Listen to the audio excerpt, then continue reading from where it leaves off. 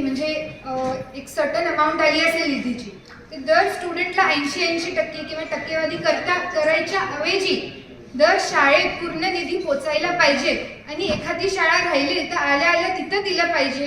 हे असं माझं एक सजेशन आहे. कारण का काय होतंय मग लॉजिस्टिकल प्रॉब्लेम हे होतात. म्हणजे आता जर माझ्याकडे आज 80% युनिफॉर्मचे फीज आलेत, मग ते इतर ठिकाणी मग नीट पोचत नाही.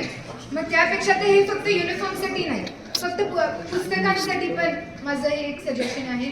कारण का काय होतं कधी कधी शाळांमध्ये, इतर शाळांमध्ये 70% मुलांना 80% मुलांना पुस्तकं मिळतात आणि इतर मुलांना पुस्तकं मिळणे, हे भेदभाव शाळेतल्या शाळेत न होता आपण एक शाळा कंप्लीट करावी आणि मग पुढच्या शाळेत द्यावं. इथं म्हणजे अर्ध मिळालं, अर्ध न मिळालं, ह्याच्याऐवजी प्रॉपर सिस्टम लागलं तर बरं होईल. काय भरती नाही झाली तर फी परत? होय, अगदी बरोबर ऐकलत. आणि आम्ही फक्त आश्वासन नाही तर हमी देतो.